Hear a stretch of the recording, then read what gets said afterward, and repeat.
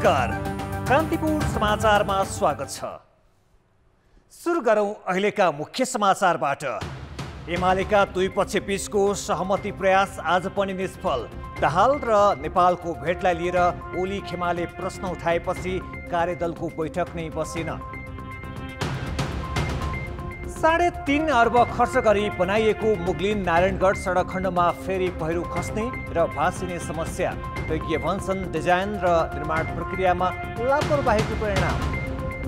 कोभिडका कारण आज 22 जनाको मृत्यु, 1350 संक्रमित थपिए। अमेरिकाले दिने 15 लाख डोज खोप सोमबार काठमाडौँ आइपुग्ने।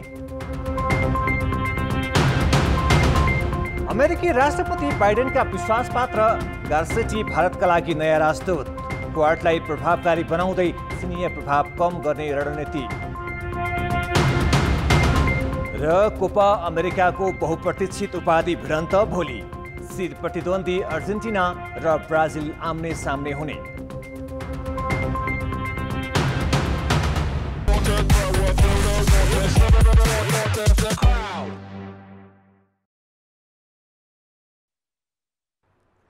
हिजै सबै कुरा मिलिसकेको र आज सहमतिका बुँदामा भाषिक परिमार्जन मात्र गरेर अन्तिम रूप दिने भनेको नेकपा एमालेको कार्यदल तहको प्रयास निष्फल भएको छ।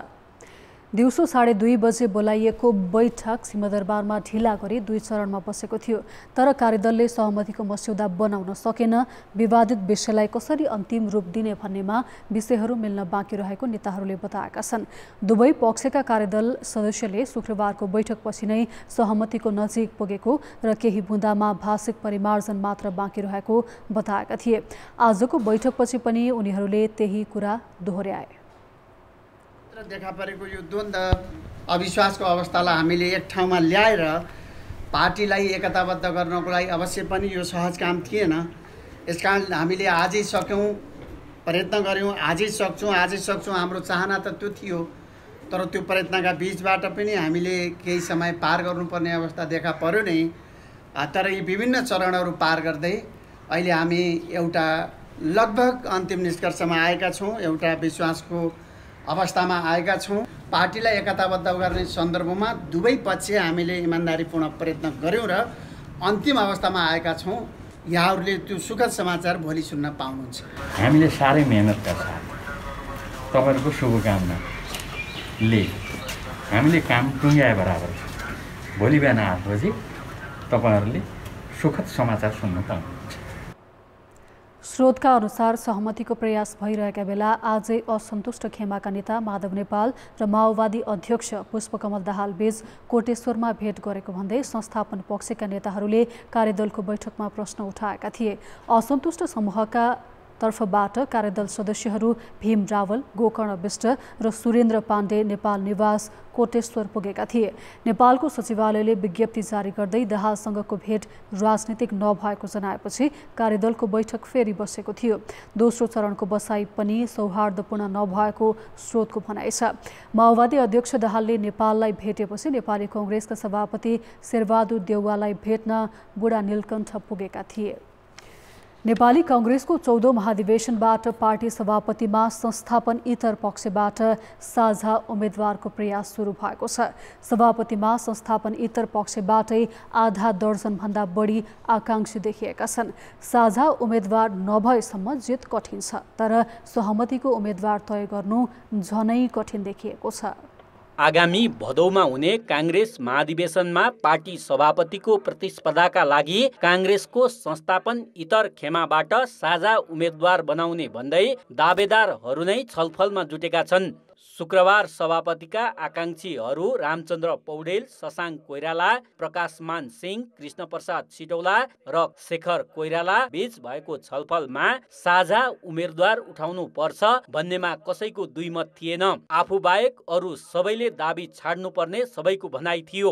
आफ्नो लागि, आफन्तहरूको लागि र आफ्ना नातेदारहरूको राजनीतिक भविष्य सुरक्षित र सुनिश्चित गर्नको लागि यदि कसैले सभापति पदको दावेदार गर्छ र सभापति पदको दावा गरे बापत उसले त्यो फाइदा लिन्छ र बार्गेनिङ टुल्सको लागि सभापति पदको उम्मेदवारीको दावेदारी गर्छ भने त्यो गलत हो। समझदारी गर्नु अगाडि दावेदारी प्रस्तुत गर्ने होइन नि, दावेदार हुँ भन्ने अनि समझदारी प्रस्तुत गर्ने यो उल्टो बाटो भयो।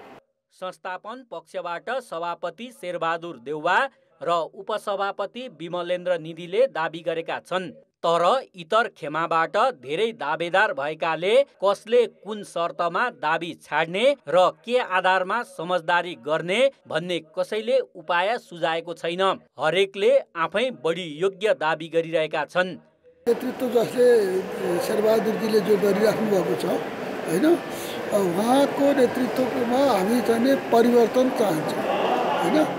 अब उहाँको नेतृत्वको परिवर्तन भनेको यो प्रवृत्तिको परिवर्तन पनि हो र हामी त्यो परिवर्तनको लागि जो चाहिँ परिवर्तनको एजेन्डा लिएर जो अगाडि बढेका छौँ, हाम्रो बिचमा एउटा उम्मेदवार बनाउने कुरामा हामी प्रयत्न गरिरहेका छौँ। सहमति हुँदाखेरि तपाईँ पनि ब्याक हट्न पनि तयार हुनुहुन्छ? अब त्यो त जस्टिफाई भयो भने अब त्यो त उचित रिजनको साथमा निर्णय हुन्छ, उचित रिजनको साथमा निर्णय हुन्छ। त्यसको लागि तपाईँ तयार हुनुहुन्छ? एकदम। पाका नेताहरू पार्टीमा योगदान, अनुभव र वरिष्ठताका आधारमा उम्मेद्वार बन्नुपर्छ भन्दैछन्। 15औं महाधिवेशनसम्म कुरे उमेरै ढल्किने भय उनीहरूमा देखिन्छ। त्यसकारण 14औं महाधिवेशनबाटै पार्टीको नेतृत्वमा पुग्ने सबैको चाहनाले यस खेमाभित्र साझा उम्मेद्वार तय गर्नु चुनौतीपूर्ण बनेको छ। कान्तिपुर समाचारका लागि क्यामेरामा हरिशरण तिमल सिन्हाका साथ पर्वतराज घिमिरे, काठमाडौँ।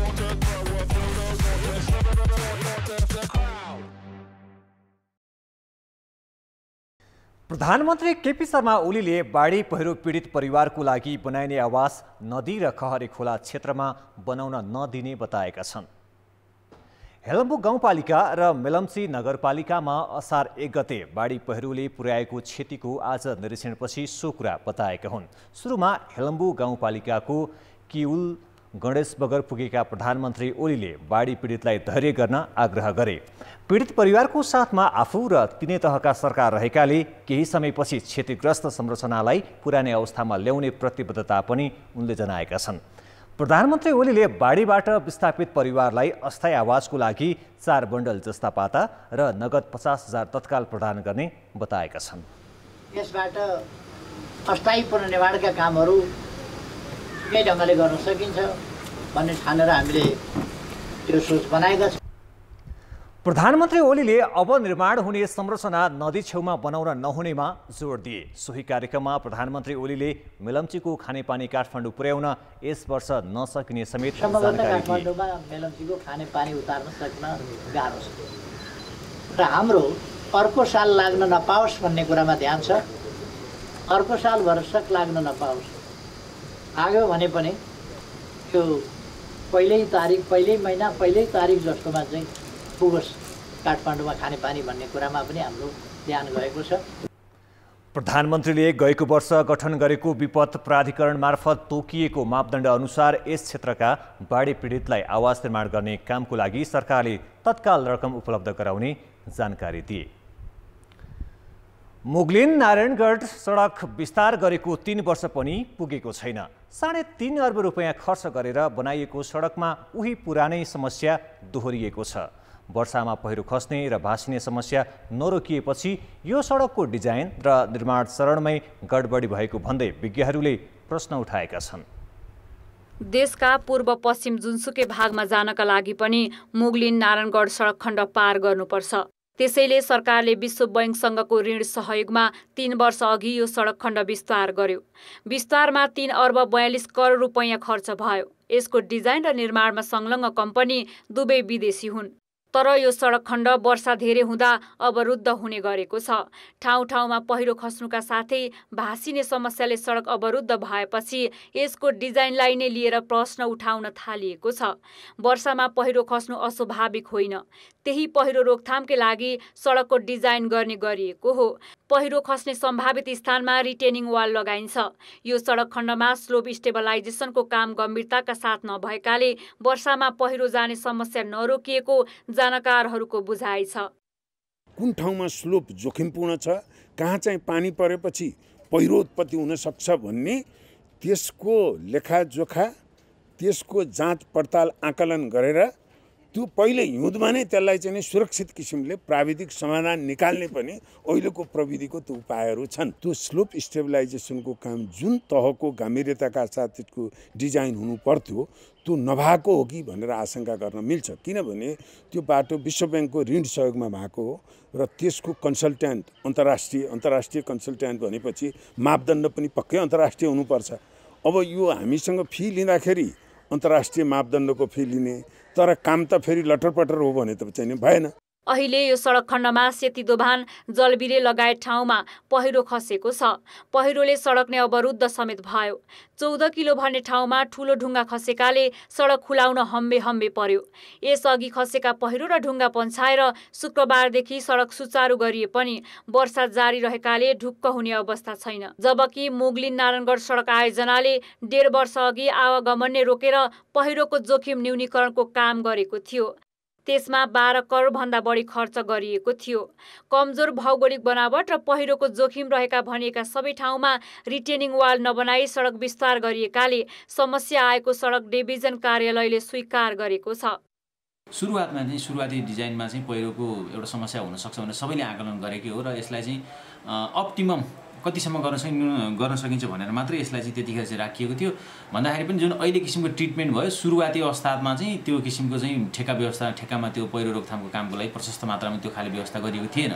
सामान्य बायो इन्जिनियरिङ काम भन्छ हामी, बायो इन्जिनियरिङ काम र सामान्य स्ट्रक्चरल मेजर्सहरू, सानातिना स्ट्रक्चरल मेजर्सहरू मात्रै चाहिँ त्यसमा राखिएको थियो। त्यसको मुख्य कारणमा चाहिँ यसको लागत चाहिँ बढ्न जाने हुँदाखेरि चाहिँ त्यता पहिरोपट्टिको भागभन्दा पनि यतापट्टि सडकको पेभमेन्टको भाग जुन गाडी हिँड्ने कालोपत्रेको भागमा चाहिँ बढी यसमा चाहिँ वेटेज दिएको थियो।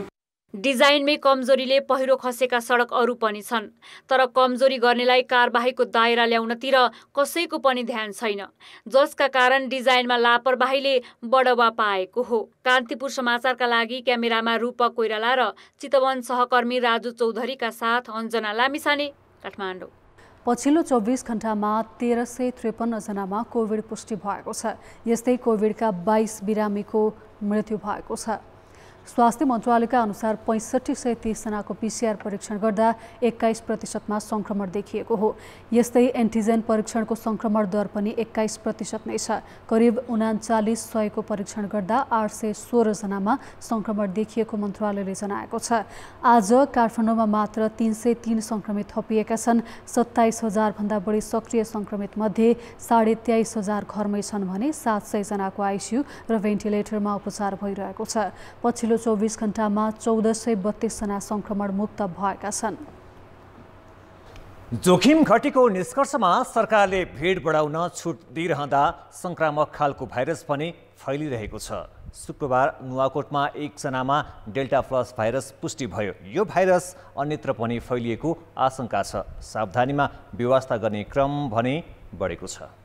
लहरमा डेल्टा भाइरसले भयावह स्थिति उत्पन्न गरायो। संक्रमण दर अझै 20%बाट झरेको छैन। यही बेला काठमाडौँ उपत्यका बाहिर समेत डेल्टा प्लस भाइरस देखिएको छ। शुक्रबार त्रिशुली अस्पतालबाट 4 जनाको नमुना जिन सिक्वेन्सिङ गर्न काठमाडौँ ल्याइएकोमा 3 जनामा डेल्टा र 1 जनामा डेल्टा प्लस भाइरस पुष्टि भएको छ। नेपालमा सुरुमा देखिएको अल्फाभन्दा डेल्टा र डेल्टा प्लस भाइरस निकै संक्रामक मानिन्छ। डेल्टा प्लस भाइरस पनि WHO को क्याटेगोरी अनुसार डेल्टा ग्रुपकै एउटा सब ग्रुप हो। यो असाध्यै फरक किसिमको भाइरस होइन। यसलाई डेल्टा भाइरसको लागि बच्नलाई, उपचार गर्नलाई, निदान गर्नलाई हामीले जे विधि अपनाउँछौँ, डेल्टा प्लसको लागि पनि त्यति नै विधि अपनायौँ भने हामी बच्न सक्छौँ। एकातिर भाइरस निकै संक्रामक खालको र अर्कातिर स्वास्थ्य सावधानीमा व्यवस्थाले वैशाख अन्तिम र जेठ पहिलो साता कोभिडका बिरामीको उपचार गर्नै मुस्किल परेको थियो। संक्रमण दर अहिले त्यति बेलाको जस्तो छैन, तर त्यति बेला निषेधाज्ञाले बजार ठप्प जस्तै थियो भने अहिले भिड थेगिन सक्नु छ। कोभिड नियन्त्रण भइसकेको जस्तो व्यवहार गर्न थालिएको छ। उता 10% भन्दा बढीले कोभिड विरुद्धको खोप पाएका छैनन्, जबकि संक्रमण चक्र रोक्न 70%लाई खोप लगाउनु पर्ने हुन्छ। चिकित्सकहरू डेल्टा प्लस उपत्यका बाहिर पनि देखा पर्नुले जोखिम झनै बढेको बताउँछन्। अहिले पनि अब हाम्रो आइसियु भेन्टिलेटरहरू एकदम खाली भयो भनेर त भन्ने अवस्था छैन। मृत्यु हुने क्रम अहिले पनि जारी नै छ। त्यो भएको हुनाले चाहिँ जोखिम अहिले पनि छ। यसलाई चाहिँ व्यवस्था गर्नु भएन र विशेष गरेर जो संक्रमित भइसके अथवा जसले चाहिँ भ्याक्सिन लगाइसके उनीहरूलाई जटिल अवस्था त नहोला, तर जो जसले चाहिँ यी भ्याक्सिन लाउन पनि पाएका छैनन् र निषेधाज्ञामा जो सङ्क्रमित हुनबाट बचेका थिए उनीहरूलाई चाहिँ यो अहिले निरन्तर रूपमा चाहिँ जोखिम छ भनेर भन्दा अतियुक्ति चाहिँ नहोला। एकातिर आवश्यक मात्रामा खोपको उपलब्धता नहुनु र अर्कातिर सङ्क्रमण दर 20%बाट तल नआएको अवस्थामा कोभिडको परिवर्तित स्वरूप फैलिनुले सावधानीको खाँचो झनै बढेको छ। कान्तिपुर समाचारका लागि कृपाल गौतम, काठमाडौँ।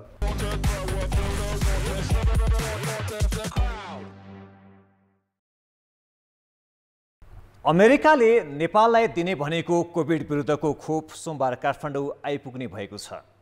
प्रधानमन्त्रीका विदेश मामिला सल्लाहकार राजन भट्टराईले अमेरिकाले कोभ्याक्स मार्फत दिने भनेको 15 lakh dose Johnson and Johnson खोप सोमबार नेपाल आइपुग्ने जानकारी दिएका हुन्। यो खोप एक मात्र लगाए पुग्छ। अमेरिकी दूतावासले शुक्रबार नेपाललाई 15 लाखभन्दा बढीलाई लगाउन पुग्ने खोप दिने सार्वजनिक गरेको थियो। आजसम्म नेपालमा 26,11,807 जनाले पहिलो मात्रा खोप लगाएका छन्। दुवै मात्रा पाउने 10,17,600 जना छन्। युरोकप, कोपा अमेरिका फुटबल जस्ता अन्तर्राष्ट्रिय खेलकुद प्रतियोगितालाई मनोरञ्जनका रूपमा भन्दा अवैध आम्दानीको आधार बनाउनेहरूका कारण नेपालमा अनलाइनबाट हुने आर्थिक अपराध ठूलो मात्रामा बढेको छ। खास गरी व्हाट्सएप र भाइबरबाट खेलिने यो जुवामा व्यापारीदेखि युवा जमात फस्दै गएका छन् भने यस खाले जुवाबाट दैनिक ठूलो रकम गैरकानुनी रूपमा बाहिरिरहेको खुलेको छ। काठमाडौँको धापसीमा बस्ने गोविन्द आचार्यलाई एक विदेशी नम्बरबाट पठाइएको यो व्हाट्सएप मेसेजमा लेखिएको छ, 25 केजीका टोकन दिजिए, अर्थात् 25 किलोको टोकन दिनुहोस्। सँगै 10 रुपियाँको एउटा तस्बिर पनि पोस्ट गरिएको छ। यहाँ टोकन चाहिँ पोस्ट गरिएको 10 रुपियाँ हो। प्रहरीका अनुसार यहाँ उल्लेखित 25 केजी भन्नाले 25 लाख रुपियाँ देऊ भन्ने सङ्केत हो भने पैसा प्राप्त गर्ने व्यक्तिले यही नम्बर भएको नोट देखाउनु पर्ने थियो। जेठ अन्तिम साताबाट युरोकप र कोपा अमेरिका फुटबल प्रतियोगिता सुरु भएपछि नेपालमा अवैध अनलाइन बेटिङ अर्थात् सट्टेबाजीले ठूलो रूप लिइरहेको सूचना प्राप्त भएपछि प्रहरी आफै जुवाडे बनेर यो सञ्जालमा छिरेको थियो र असार दोस्रो साता टोकन हात पारेको थियो। 20K, 15K अब त्यसको कोड हुनुपर्छ, उनीहरूको कोड वर्ड र जाने व्यक्ति यो है भनेर नाम होइन कि यो यति नम्बरको नोट नम्बर लिएर आउने व्यक्तिलाई चाहिँ त्यो रकम दिनु होला भनेर त्यो व्यक्तिको पहिचानको लागि चाहिँ ती नोट नम्बरहरू दिइँदा रहेछन्। तिनै नोट नम्बरहरू लिएर जो व्यक्ति गयो उसले चाहिँ रकम भुक्तानी पाउने देखियो। प्रहरीका भनाइमा 2 साताको अवधिमा बेटिङ गर्ने समूहका 8 जना कारोबारी समातिएका छन् भने उनीहरूले प्रयोग गर्ने थुप्रै डिजिटल टोकन फेला परेका छन्। उनीहरूको साथबाट 34,65,000 रुपैयाँ बरामद भएको छ। नेपालमा सट्टेबाजी लगाउने मुख्य सञ्चालक भारतीय नागरिक आदित्य भन्ने रेड्डी अग्रवाल भएको प्रहरीको अनुमान छ, जो पक्राउ परेका छैनन्। आदित्यले नेपालकी एक युवतीलाई प्रयोग गरी कारोबार सञ्चालन गरेको अनुसन्धानले देखाएको छ। खेल्ने र खेलाउने बीच नेपाली एजेन्टहरू कमिसन लिएर प्रयोग भएका छन्। कोही व्यक्ति यहाँ जो खेल्नेहरूको पनि सम्पर्कमा भारतमा छन्, जो भारतीय व्हाट्सएप नम्बरबाट उनीहरूसँग जोडिएका छन्। यहाँका व्यक्तिहरूले उनीसँगै रेट लिने लगायतका कामहरू गर्छन्। रेट आइसकेपछि त्यो कुरा तल फ्लो हुँदै खेल्ने व्यक्तिहरू खोज्ने पनि विभिन्न एजेन्टहरू हुँदा रहेछन्। थुप्रै व्यक्तिहरू हुन्छन् खेल्ने मान्छे, ग्राहकहरू खोज्ने, उनीहरूले पनि सर्टेन कमिसनमा काम गर्छन् र उनीहरूले खेलाउने व्यक्तिहरूसँग ती व्यक्तिहरूको चाहिँ लिङ्कअप गराइदिन्छन् र उनीहरू बिचमा चाहिँ कुराकानी भइसकेपछि बाजी राख्ने कामहरू हुन्छ। भारत, चीन, दुबई र मलेसियामा स्काई एपबाट बढी कारोबार भएको पाइएको छ। नेपालमा यही एपबाट मासिक 15 करोड रुपैयाँ भन्दा बढी बाजी लगाउने गरेको प्रहरीको आशंका छ। यो रकम हारजित जसको पक्षमा भए पनि भित्रने भन्दा देशबाट बाहिरिने सम्भावना ठूलो छ। तर प्रचलित कानुनले यस्ता सट्टेबाजी वा जुवालाई अपराध मानेको छ। मुलुकी संहिता अनुसार यो अपराध जुवा अन्तर्गत हुने भएकाले 5 दिन प्रहरी हिरासतमा राख्ने बाहेक अन्य सजाय भने छैन। बरामद रकम सरकारी ढुकुटीमा दाखिला गरेर उन्मुक्ति पाउने विद्यमान कानुनी छिद्र नहटे भूमिगत रूपमा भइरहेको आर्थिक अपराध नियन्त्रणमा आउन सक्ने छैन। कान्तिपुर समाचारका लागि क्यामेरा पर्सन विकास जोशीका साथमा विकास थपलिया, काठमाडौँ।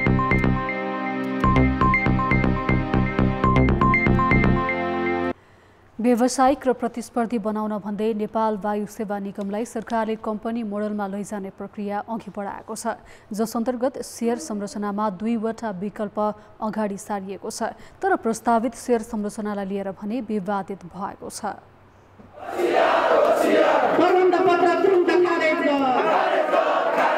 नेपाल वायु सेवा निगमका कर्मचारी 2 सातादेखि आन्दोलनमा छन्। उनीहरूले महाप्रबन्धक डिम प्रसाद पौडेलको कार्यकक्षमा तालाबन्दी समेत गरे। निगमलाई कम्पनीमा लाने प्रक्रिया अगाडि बढाएपछि कर्मचारी संस्थाको अस्तित्व नै समाप्त पार्न लागि भनी विरोधमा उत्रिएका हुन्। सरकारले भने निगमलाई व्यावसायिक र प्रतिस्पर्धी बनाउन भनी 50 अर्ब चुक्ता पुँजीसहित कम्पनीमा लाने प्रक्रिया अगाडि बढाएको हो। पर्यटन मन्त्रालयले कम्पनीमा लान शेयर संरचनामा 2 वटा विकल्प अगाडि सारेको छ। पहिलो विकल्पमा सबै शेयर संस्थापक वा संस्थापक समूहको शेयर खरिद गर्नेको हुने प्रस्ताव गरिएको छ। दोस्रो विकल्पमा संस्थापक तथा संस्थापक समूहको शेयर खरिद गर्नेको स्वामित्व 51, ख्याति प्राप्त विदेशी वायु सेवा कम्पनीको 30, नेपाली हवाई सेवा, पर्यटन व्यवसाय र सर्वसाधारणको 14 तथा निगमका कर्मचारीको 5% शेयर लगानी हुने भनिएको छ। निगमले प्रबन्ध पत्र र नियमावलीको मस्यौदा पर्यटन हुँदै अर्थ मन्त्रालय पठाइसकेको छ। यो भनेको 100% वा बहुमत शेयर सरकारकै हुने भनिएको हो। अहिलेको प्रस्ताव अनुसार निगमलाई कम्पनीमा लाँदैमा छुमन्तुर हुँदैन। सरकारी हस्तक्षेप कायमै रहन्छ। हस्तक्षेपकै कारण दिन प्रतिदिन ओह्रालो लागिरहेको निगममा अहिलेको प्रस्ताव अनुसार निजी क्षेत्र लगानी गर्न तयार हुने देखिँदैन। कौडीको मूल्यमा संस्थानहरू चाहिँ सार्वजनिक संस्थानहरू बिक्री गरियो भनेर निजीकरणलाई दोष दिने चलन छ। त्यो चाहिँ नितान्त रूपले गलत प्रविधि हो। त्यो आफूले कुनै स्वार्थ समूहले आफ्नो स्वार्थ पूर्तिका लागि एउटा पहल गर्ने, आफू साँठगाँठ मिलेर चाहिँ काम गर्ने र अन्तिममा आएर निजीकरणलाई दोष दिने काम चाहिँ नेपालमा प्राय हुने गर्छ। त्यो चाहिँ एकदमै गलत हो। मलाई आशा छ अब यो वायु सेवा निगम रिस्ट्रक्चर गर्नुपर्ने अथवा यसलाई कम्पनी मोडलमा लानुपर्ने यो पहिले नै। अहिलेको व्यवस्थापनबाट निगम उकालो नलाग्ने पक्का-पक्की भइसकेको छ। उसले भएकै जहाज चलाउन सकेको छैन। कर्मचारीलाई तलब खुवाउन सरकारको मुख ताक्नुपर्ने विडम्बना छ। उसको ऋण दायित्व 50 अर्ब हाराहारी पुगिसकेको छ। यो अवस्थामा निगमलाई प्रतिस्पर्धी बनाउनका लागि कम्पनी मोडलमा लानुको विकल्प देखिँदैन। पर्यटन मन्त्रालयले आफै अहिलेको प्रस्ताव कार्यान्वयन गर्दा निगममा सुधार हुनेमा विश्वस्त छैन। निगमको डोमेस्टिक शेयर भनेको बिलो 5% छ, त्यसलाई बढाउने र अन्तर्राष्ट्रिय उडानमा पनि नेपाल केन्द्रित उडानको हिसाबले हेर्दा त्यसको चाहिँ 20% भन्दा कम चाहिँ सेयरिङ छ भने त्यसलाई बढाउने कुराहरू हो। त्यसको लागि अब उसको जहाजहरू थप्ने कुराहरू हुनसक्छ। अहिले भएका जहाजहरूलाई फुल पोटेन्सियलमा त्यसको रिसोर्सको अप्टिमाइजेसन गर्ने कुराहरू हुनसक्छ। यी कुराहरू नै चुनौती हुन्, मुख्य कुराहरू। यी कुराहरू गर्दै त्यसमा जानुपर्छ। अब एकैचोटि पब्लिक कम्पनीमा जाँदैमा फेरि त्यसले चाहिँ हामीले अपेक्षा गरिएको नतिजा नदिन पनि सक्छ। निगम धराशायी हुनुमा राजनीतिक नेतृत्व, नेताको दैलो चढारेर व्यवस्थापनको जिम्मेवारी सम्हाल्नेहरू र काम ठगेर तलब सुविधा लिने कर्मचारी सबै दोषी हुन्। यी सबै कमजोरीमा निर्दयी रूपमा प्रस्तुत हुने व्यवस्थापनको सुनिश्चितता निगमको अहिलेको आवश्यकता हो। कान्तिपुर समाचारका लागि शर्मिला खनालको रिपोर्ट। ब्रेकपछि समाचारमा पुनः स्वागत छ। अब जनमतको अन्तिम परिणाम। जनमतमा हिजो हाम्रो प्रश्न थियो, पुँजी बजारको नियामक निकायले परीक्षा बिने दलाल इजाजत दिन खोज्नुलाई के भन्नुहुन्छ? ए बजारको माग, बी अधिकारको द्वन्द्व र सी नीतिगत भ्रष्टाचार। जनमतको अन्तिम परिणाम यस्तो छ। ए बजारको मागमा 18%, बी अधिकारको द्वन्द्वमा मात्र 7% र सी नीतिगत भ्रष्टाचारमा 75% मत प्राप्त भएको छ। अब जनमतमा आजको प्रश्न। जनमतमा आज हाम्रो प्रश्न छ, नेपाल वायु सेवा निगमलाई कम्पनी मोडलमा लैजाने प्रक्रियामा कर्मचारीले किन विरोध गरेका होलान्? ए संस्थाको चिन्ता, बी असुरक्षाको अनुभव र सी युनियनको राजनीति। जनमतको अन्तिम परिणाम भोलि साँझ 8 बजेको कान्तिपुर समाचारमा प्रसारण गर्नेछौँ। कृपया NEWS news space A, B वा C टाइप गरी 34001 मा SMS गरी आफ्नो मत व्यक्त गर्नुहोला। अब जनताको आवाज। देशभर बाढी पहिरोले ठूलो धनजनको क्षति पुर्याएको छ। यसै सन्दर्भमा हामीले कास्कीका बाढी पहिरो पीडितहरूलाई सोधेका छौँ। क्षति पुर्याएका र जोखिम कायमै रहेका बस्ती तथा भौतिक सम्पत्तिको संरक्षणका लागि तत्काल कसले के गर्नु पर्ला? जनताको आवाज। डिटेल एस्टिमेट गरेर माथिदेखि तलसम्म चाहिँ कहाँ चाहिँ यो तटबन्ध गर्नुपर्ने हो, स्थायी संरचना कहाँ बनाउनु पर्ने हो, त्यो हेरेर चाहिँ काम गर्नुपर्ने। दीर्घकालीन र अल्पकालीन खालको एउटा योजना बनाउनको लागि प्राविधिक पठाउनु पर्यो। पानी यता बाटोतिर नआओस्, यताको घर जोखिम नहोस्, हाम्रो माथिको पहिरो नजाओस्, जाली हाल्नुपर्छ ठाउँ ठाउँमा। जब इन्जिनियर ओभरसेडहरू आउँछन् तल माथि मात्रै जाली हाल्छन्, तर 1 फुट तल खनेर डोजरले खनेर यसलाई पनि जाली लगाइयो भने त्यसको पनि केही हदसम्म एउटा संरक्षण हुन्छ जस्तो लाग्छ। कृषि चाहिँ पकड एरिया हो यो यसमा हाम्रो दैनिकी तरकारीहरू नै कुहिएर गएको अवस्था छ र चाहिँ यहाँ चाहिँ 20-25वटा कुखुराको फर्म, भैँसी फर्महरू छन्। त्यो भैँसी फर्महरूको दुधहरूको लान पनि यातायातको अवरोध एकदम भएको छ। पानीलाई चाहिँ दीर्घकालीन अवस्थामा संरक्षण गर्ने र गुरु योजना बनाउने र यो खोलोलाई पनि तटबन्धन गर्ने। 8-10वटा जाली दिएर चाहिँ यो यहाँ हुनेवाला छैन। यसलाई चाहिँ गुरु योजनै पारेर होइन, वर्षबिच्छे नै गुरु योजना पारेर यसलाई चाहिँ तटबन्धन हुन्छ, कसरी हुन्छ यसलाई चाहिँ रोकथाम गरिदियोस् भन्ने हाम्रो चाहना छ।